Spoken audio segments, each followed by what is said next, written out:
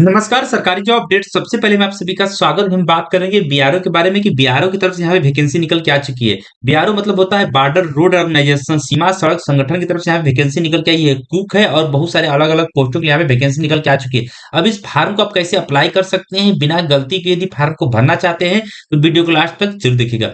दोस्तों वीडियो शुरू करने से पहले आपसे थोड़ा सा रिक्वेस्ट है, यदि आपने अभी तक चैनल सब्सक्राइब नहीं किया है तो प्लीज चैनल सब्सक्राइब कीजिएगा, साथ में घंटे का बटन भी दबा दीजिएगा। दोस्तों आज हम बात करने वाले हैं बीआरओ के बारे में कि बॉर्डर रोड ऑर्गेनाइजेशन की तरफ जो वैकेंसी निकल के आई है कुक है और उसके साथ बहुत सारे वैकेंसी निकल के आई है, अलग अलग पोस्टों के लिए वैकेंसी निकल के आई है। तो हम स्टेप बाय स्टेप समझेंगे कि इस फार्म को कैसे अप्लाई कर सकते हैं और ये जो फार्म है पूरी तरह से ऑफलाइन होने वाला है, तो मैं आपको बताऊंगा। और जो मेरा टेलीग्राम चैनल वहां पे इसका नोटिफिकेशन, इसका फॉर्म और इसको पेमेंट कैसे कर सकते हैं, सारा का लिंक आपको वहीं पे मिल जाएगा। डायरेक्टली आप वहीं से फॉर्म डाउनलोड करके फॉर्म को अप्लाई करके भेज भी सकते हैं। सब कुछ आपको स्टेप बाय स्टेप बताएंगे, तो इस वीडियो को पूरा जरूर देखिएगा। ये देख सकते हैं इसकी ऑफिशियल वेबसाइट है जहाँ पे आपको सरकारी जानकारी देखने को मिल जाएगी। डायरेक्टली हम बात करते हैं जो हमारे बीआरओ की वैकेंसी आई है वो वैकेंसी क्या है और किस पोस्ट के लिए आई हुई है। देख सकते हैं ये इसका नोटिफिकेशन है। नोटिफिकेशन आप देख सकते हैं, ये जो नोटिफिकेशन है या इसका जो फॉर्म है, मैं आपको फॉर्म भी दिखा देना चाहता हूँ। ये जो फॉर्म है ये पूरी तरह से ऑफलाइन होने वाला है। ये जो फॉर्म मुझे आपको मिलेगा मेरे टेलीग्राम चैनल सरकारी जॉब पे, जिसका लिंक आपको वीडियो डिस्क्रिप्शन में मिल जाएगा। आप मेरे टेलीग्राम चैनल जाकर इसको डाउनलोड कर सकते हैं। सबसे पहले आप मेरे टेलीग्राम चैनल को ज्वाइन कर लीजिएगा। ज्वाइन करने के बाद इस एप्लीकेशन फॉर्म को, इसके नोटिफिकेशन को और पेमेंट डिटेल की भी लिंक वहां पे मिल जाएगी। सब कुछ मैं बताऊंगा कहाँ पे क्या चीजें कैसे करनी है। सबसे पहले नोटिफिकेशन के बारे में बात कर लेता हूँ। देख सकते हैं यहाँ पे कुक, मासूम, बैतमिस और देख सकते हैं मेस वेटर का यहाँ पे वैकेंसी आई हुई है। अब बात करते हैं कि किसके लिए कितनी वैकेंसी आई है। देख सकते हैं यहाँ पे टोटल वैकेंसी बताई गई है, कितनी वैकेंसी आई है। टोटल 411 पोस्ट आया हुआ है अलग अलग लोगों के लिए। जनरल के लिए 205 पोस्ट है, ओबीसी के लिए 96 पोस्ट है, एससी के लिए 62 पोस्ट है, एसटी के लिए 29 पोस्ट है, ईडब्ल्यूएस के लिए 19 पोस्ट यहाँ पे रखा गया है। और यहाँ देख सकते हैं सबके लिए बताया गया है कि किसके लिए वैकेंसी में क्या क्राइटेरिया मांगा गया है। एक एक चीज यहाँ पे देख सकते हैं। रसोइया, राजमिस्त्री, लोहार और भोजनालय वगैरह के लिए यहाँ वैकेंसी निकल के आई हुई है। अलग अलग पोस्टों के लिए वैकेंसी निकल के आई है। एक एक करके नोटिफिकेशन के बारे में पहले आपको दिखा देना चाहता हूँ कहाँ पे क्या चीजें मांगे। जो फार्म स्टार्ट हुआ है 11 जनवरी 2025 से फार्म स्टार्ट हुआ है। 24 फरवरी 2025 यहाँ पे लास्ट डेट रखा गया। 11 मार्च का जो है ये उनके लिए है जो असम, मेघालय, अरुणाचल प्रदेश है, मिजोरम, मणिपुर, नागालैंड, त्रिपुरा, सिक्किम, लद्दाख डिवीजन आते हैं। वो लोग 11 मार्च तक फार्म को अप्लाई कर सकते हैं। ये फार्म पूरी तरह से ऑफलाइन होने वाला है। डायरेक्टली हम बात करते हैं कि फार्म को हम अप्लाई कैसे कर सकते हैं। फार्म को कैसे अप्लाई कर सकते हैं, फार्म को भरते जाएंगे और बताते जाएंगे कहाँ पे क्या चीजें लगनी है। और ये फार्म देख सकते हैं, ये फार्म मेरे आपको टेलीग्राम चैनल पहले बता दिया हूँ, वहां पे मिलेगा। सबसे पहले यहाँ पे अपना फोटो लगाना पड़ेगा। फोटो की साइज दिया है 4 centimetre into 5 centimetre. Colour photograph होना चाहिए। नया फोटो खिंचा कर यहाँ पे पेस्ट आपको करना पड़ेगा। नेम ऑफ पोस्ट देख सकते हैं, सबसे पहले यहाँ पे पूछा गया है नेम ऑफ पोस्ट, किस पोस्ट के लिए यहाँ पे आप अप्लाई कर रहे हैं। तो याद रखिएगा जिस भी पोस्ट के लिए अप्लाई कर रहे हैं उस पोस्ट को यहाँ पे आपको मेंशन कर देना पड़ेगा किस पोस्ट के लिए। पोस्ट आप मैंने आपको पहले बता दिया हूँ कि पोस्ट क्या है। पोस्ट यहाँ पे देख सकते हैं। पोस्ट मैं आपको दिखा देना चाहता हूँ। मैं फार्म भरता जाऊंगा, बताता जाऊंगा। देख सकते हैं यहाँ पे पोस्ट के बारे में बताया गया है कि कहाँ पे क्या चीजें लगने वाली थी। एक एक करके यहाँ देख सकते हैं बताया गया है। यदि आप रसोइया के लिए, राजमिस्त्री, लोहार, भोजनाशालय वगैरह के लिए कर रहे हैं, तो जिस भी पोस्ट अप्लाई कर रहे हैं, जैसे इसके लिए अप्लाई कर रहे हैं तो ये आपको मेंशन करना पड़ेगा। इस पोस्ट के लिए अप्लाई करें, वहां पे इसको नाम आपको लिखना पड़ेगा। नीचे आएंगे serial number of post, advertisement number. Advertisement number यहाँ पे आपको देना पड़ेगा। एडवर्टाइजमेंट नंबर भी आपको देख सकते हैं, ये एडवर्टाइजमेंट नंबर यहाँ पे देखने को मिल रहा है। ये बात चलते हैं, यहाँ देख सकते हैं पूछ रहा है कैटेगरी, किस कैटेगरी के लिए आप बिलोंग करते हैं। जिस भी कैटेगरी के लिए बिलोंग करते हैं उस कैटेगरी को यहाँ पे आपको मेंशन करना पड़ेगा। जिस भी कैटेगरी के लिए आप बिलोंग करते हैं वो कैटेगरी यहाँ पे आपको मेंशन करना पड़ेगा। अपनी कोई एक कैटेगरी यहाँ पे अपना मेंशन कर लीजिए। जैसे आप जनरल से हैं तो यहाँ पे जनरल आपको मेंशन करना पड़ेगा। नीचे आएंगे देख सकते हैं वेटेज मार्क सबसे मांगा गया है। अब ये वेटेज मार्क क्या होता है पहले आपको बता देना चाहता हूँ। वेटेज मार्क यहाँ पे आपको क्या फिलअप करना पड़ेगा। यहाँ पे सबसे पहले आपको देख सकते हैं percentage of mark obtain in the estimate technical या नॉन टेक्निकल एजुकेशन क्वालिफिकेशन यहाँ पे आपसे पूछा गया है। एक चीज मैं आपको बता देना चाहता हूँ, यदि आपकी 10वीं में जितना भी परसेंटेज, यदि आपको मान लीजिए 10वीं में आपका 90% है तो यहाँ पे आपको 90 मेंशन करना पड़ेगा। 90 मेंशन करने के बाद प्लस यहाँ देख सकते हैं प्लस कहा गया है। ये प्लस आपको यहाँ पे ऐड करना पड़ेगा।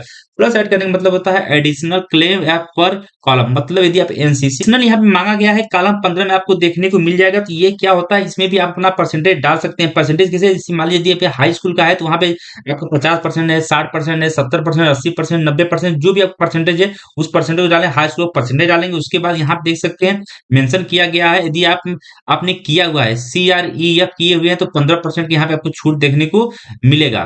उसके बाद देख सकते हैं यदि आप उसके बाद एनसीसी सर्टिफिकेट यहाँ पे है, यदि आपके पास एनसीसी पे है तो 10% यहाँ पे आपको देखने को मिलेगा। वही एनसीसी बी सर्टिफिकेट है तो 5% देखने को मिलेगा। GREF पर्सन किए हैं तो यहाँ देख सकते हैं 15% देखने को मिलेगा। यदि आप एक सर्विस मैन है तो 3% देखने को मिलेगा। यदि आप स्टेट या डिस्ट्रिक्ट यूनिवर्सिटी लेबर स्पोर्ट खेले हैं तो 5% मिलेगा। सीपीएस यदि आपके पास है तो 10%। जो भी यदि आपके परसेंटेज दिया आपने एनसीसी सी सर्टिफिकेट किया है तो यहाँ पर सिंपली आपको क्या करना पड़ेगा, यहाँ पे 10 यहाँ पर डाल देंगे।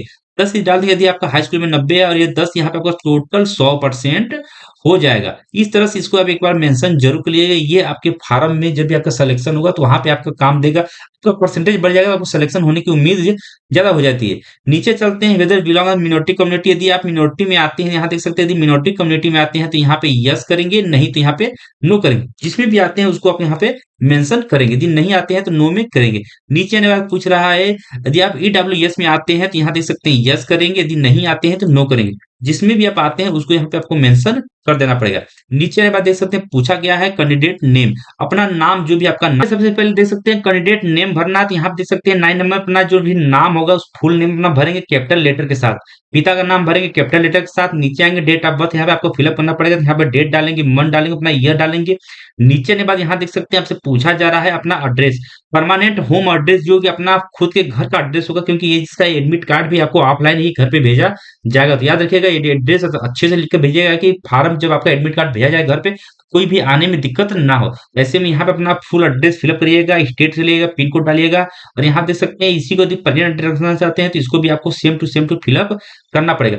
एड्रेस फिलअप करते समय गलती मत करिए, क्योंकि इसका एडमिट कार्ड भी घर पे आपको ऑफलाइन ही भेजा जाएगा। नीचे चलते हैं, यहाँ पूछा जा रहा है एप्लीकेशन फीस डिटेल, इसके बारे में कुछ देर में आपको बताऊंगा कि यह कैसे आपको यहाँ पे फिलअप करना पड़ेगा। नीचे चलते हैं और चीजों के बारे में यहाँ पे बात कर लेते हैं। उसके बाद इस 14 नंबर को मैं लास्ट में बताऊंगा कि इसको कैसे यहाँ पे पेमेंट करना पड़ेगा। यहाँ देख सकते हैं नेम ऑफ बैंक डालना है, ऑनलाइन पेमेंट करना है, ट्रांजेक्शन डेट डालना है, अमाउंट, इसको कैसे पेमेंट करना है वो भी मैं आपको अभी कुछ ही समय में बताऊंगा। नीचे चलते हैं 16वें नंबर देख सकते हैं, यदि आप एक सर्विस मैन है तो यहाँ पे यस करिएगा, नहीं तो नो करिएगा। याद रखिए यहाँ देख सकते हैं बहुत सी चीजें पूछा गया है, वही तो यदि आप एक सर्विस मैन है तो यस करेंगे, GRF यदि आप किए हैं तो यस करेंगे, GREF किए हैं आर्मी से तो यस या नो करेंगे, एनसीसी सर्टिफिकेट है तो यस करिए। याद रखिए कहीं भी किसी भी चीज को यस करते हैं तो उसकी डिटेल भी यहाँ पे मांगी जाएगी, वो भी आपको फिलअप करना पड़ेगा। नीचे आते हैं, यहाँ देख सकते हैं आपसे पूछा गया है आपकी क्वालिफिकेशन डिटेल, यहाँ देख सकते हैं क्वालिफिकेशन डिटेल पूछी गई है। तो आपके पास जितनी भी 10 से लेकर आपके पास inter, high school, graduation, technical, non technical जो भी आपके पास डिग्री होगी सभी को यहाँ पे आप मेंशन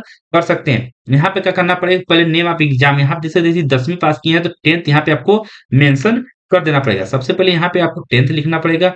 याद रखिएगा 10th यहाँ पे लिखेंगे। 10th लिखने के बाद आपको ईयर ऑफ पासिंग लिखे, दीजिए हम 2000 में पास हुए हैं, ये 2000 में या 2009 में पास हुए हैं तो यहाँ पे 2009 लिखिएगा। उसके बाद अपने बोर्ड का नाम लिखिए, यूपी बोर्ड से है तो यूपी बोर्ड लिखिएगा। यहाँ पे बोर्ड लिखने के बाद सबसे अपना सब्जेक्ट लिख सकते हैं, जैसे आपका साइंस है, आर्ट्स है, सब लिख, क्योंकि यहाँ पे ज्यादा जगह नहीं दिया गया। मार्क लिख सकते हैं, कितना मार्क आपको मिला है आउट ऑफ में, मतलब यहाँ पे अपना मार्क आपको यहाँ पे सेलेक्ट करना पड़ेगा, यहाँ पे लिखना पड़ेगा। और यहाँ पे अपना परसेंटेज सेम इसी तरह इंटर में, हाई स्कूल, डिप्लोमा या फिर ITI किए हुए हैं, ग्रेजुएशन किए, सारा डिटेल यहाँ पे आप अपना दे सकते हैं। टेक्निकल क्वालिफिकेशन आपके पास है, यहाँ देख सकते हैं नीचे टेक्निकल क्वालिफिकेशन देना पड़ेगा। यदि आप डिप्लोमा या ITI किए हुए हैं तो उसकी भी डिटेल यहाँ पे आपको मेंशन करना पड़ेगा, सेम टू सेम जैसे आपने ऊपर किया है। नीचे चलेंगे, यहाँ देख सकते हैं LMWH, यदि ये चीज आपके पास है तो आप इसको दे भी सकते हैं, नहीं तो इसको बिल्कुल भी नहीं दे सकते। इसको यदि आपके पास है तो दे भी सकते हैं, नहीं भी दे सकते। यदि आप दे सकते हैं तो कभी भी आपकी यदि ज्वाइनिंग हो जाती है, उसके बाद कभी भी आपका प्रमोशन होता है तो उस समय ये सब चीजें आपको बहुत मेंशन करती है।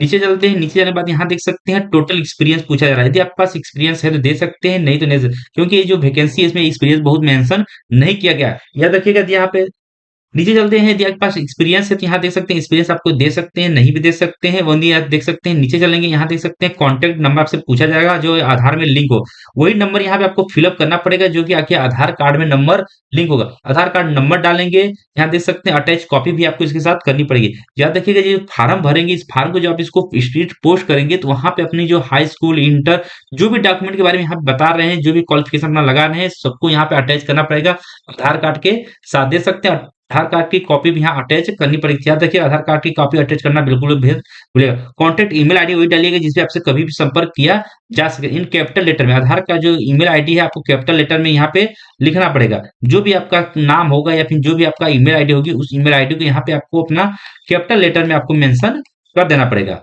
उसके बाद नीचे आएंगे डिक्लेरेशन देखने को मिलेगा। यहाँ पे अपना सिग्नेचर करेंगे, खुद का अपना सिग्नेचर यहाँ पे करेंगे, लेफ्ट थंब लगाएंगे, यहाँ पे डेट डाल देंगे, जिस दिन फॉर्म को आप पोस्ट करें उस दिन का डेट डाल देंगे, डेट यहाँ पे प्लेस डाल देंगे। उसके बाद नीचे यहाँ पे आपको डेट डालने का ऑप्शन देखने को मिलेगा।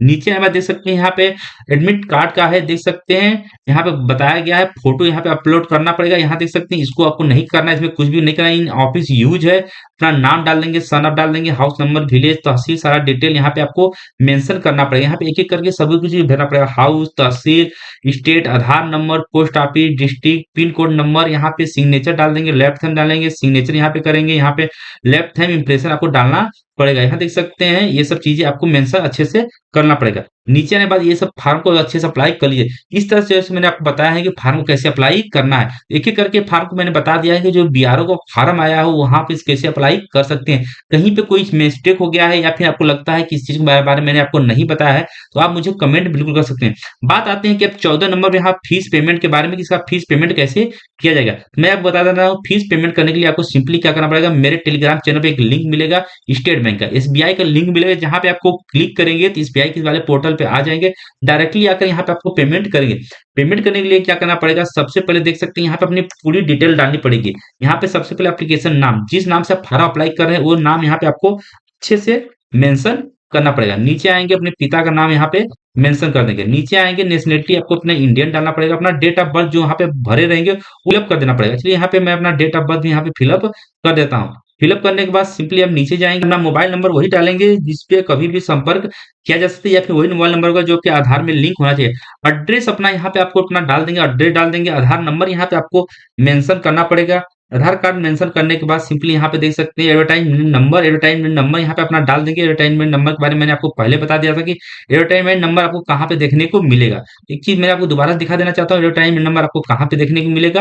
यहाँ देख सकते हैं ये आपका एडवर्टाइजमेंट नंबर होता है, इसको आपको यहाँ पे अच्छे से मेंशन कर देंगे। एडवर्टाइजमेंट नंबर यहाँ पे मेंशन करने के बाद सिंपली देख सकते हैं अमाउंट आपको पेमेंट करना पड़ेगा। यहाँ पे अपना अमाउंट लिखना पड़ेगा, कितना अमाउंट है। देखिए मैं आपको दिखा देना चाहता हूँ कि किसके लिए कितना अमाउंट यहाँ पे रखा गया, कितनी फीस रखी गई है।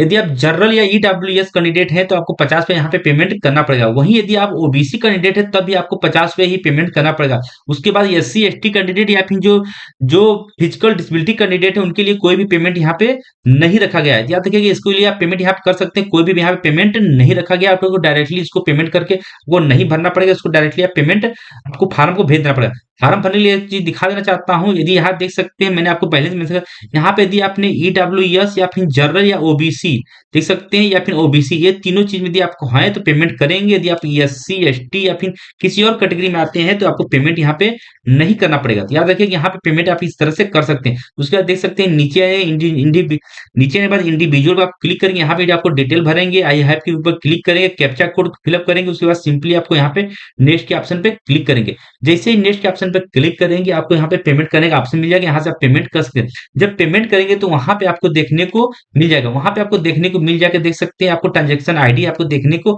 मिल जाएगी। नेम ऑफ बैंक यहाँ पे एसबीआई लिखेंगे या फिर स्टेट बैंक ऑफ इंडिया लिखेंगे। ऑनलाइन पेमेंट रेफरेंस नंबर वहीं पे आपको देखने को मिल जाएगा, वो यहाँ पे आपको मेंशन कर देंगे। ट्रांजेक्शन डेट जिस दिन आप पेमेंट करेंगे उस दिन का डेट लिखेंगे। अमाउंट यहाँ पे आपको 50 रुपया मेंशन करेंगे।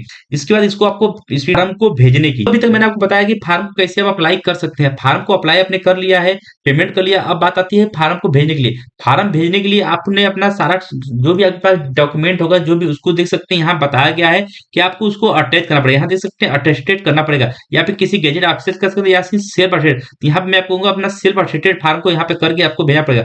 जो भी आपके पास कास्ट सर्टिफिकेट होगा, अपना जो क्वालिफिकेशन होगा, अपना आधार कार्ड होगा, सब पे आपको अपना खुद का सिग्नेचर कर देना पड़ेगा, असिस्टेड कर देना पड़ेगा। उसके बाद बात आती है फॉर्म को भेजने की। फॉर्म भेजने की से पहले आपको यहाँ पे देख सकते हैं कुछ चीजें मेंशन कर रहा पड़ेगा। जो आपको फार्म भरेंगे, जो भेजेंगे उस एक लिफाफे के ऊपर आपको ये चीज़ें मेंशन करनी पड़ेगी, लिखना पड़ेगा द पोस्ट आप किस पोस्ट के लिए अप्लाई करें, उस पोस्ट का नाम है, कैटेगरी यहाँ देख सकते हैं, जनरल, एससी, एसटी, ओबीसी या डब्ल्यू, जिस भी कैटेगरी से आप हैं, उस कैटेगरी को यहाँ पे आप मेंशन करेंगे और ये सारा पूरा चीज़ें आपको यहाँ पे लिखना पड़ेगा। उसके बाद फार्म को भेजना पड़ेगा। फार्म को भेजने के लिए देख सकते हैं यहाँ पे मेंशन किया गया है कि कहाँ पे आपको फार्म भेजना पड़ेगा। याद रखिए 45 दिन के अंदर आपको फार्म अपना भेजना पड़ेगा और जो आपका कास्ट सर्टिफिकेट होगा वो आपका 1 साल से पुराना नहीं होना चाहिए। तो याद रखिएगा जो अपना नया कास्ट सर्टिफिकेट बनाना है उसको बनाकर यहाँ पे भेज सकते हैं। अब बात आती है कि फार्म को आपका रिजेक्ट कैसे हो सकता है, तो यहाँ देख सकते हैं इनवैलिड एप्लीकेशन के बारे में बताया गया है कि फार्म में क्या-क्या चीज़ें आपके दी नहीं होगी, तो यहाँ पे फार्म आपका रिजेक्ट हो सकता है। इन इन बताया गया इनकम्प्लीट दिए फार्म को भरेंगे या फिर सिग्नेचर नहीं करेंगे, अटेस्टेड नहीं करेंगे, फोटोग्राफ नहीं लगाएँगे अपना या फिर थंब नहीं लगाएँगे या फिर अपना जो भी डिटेल्स है क्वालिफिकेशन डिटेल आधार-अधूरे भरेंगे तो यहाँ पे आपको फार्म यहाँ पे रिजेक्ट हो सकता है। याद रखिएगा इस तरह से फार्म अपना लिफाफे के ऊपर जो भी चीज़ें मैंने बताया हूँ, उसको लिख कर वहाँ पे अच्छे से उसको मेंशन करके फार्म को आपको स्पीड पोस्ट कर देंगे। तो इस वजह से आज की इस वीडियो में आपको बताया कि बीआरओ का जो वैकेंसी आई है उस फार्म को कैसे अप्लाई कर सकते हैं। इस वीडियो में इतना ही। आई होप आपको वीडियो ज़रूर पसंद आएगी। इस वीडियो में कुछ भी अच्छा लगा तो वीडियो को लाइक करें, शेयर करें। चैनल को अभी तक सब्सक्राइब नहीं किया है तो प्लीज़ चैनल सब्सक्राइब करके जाइएगा।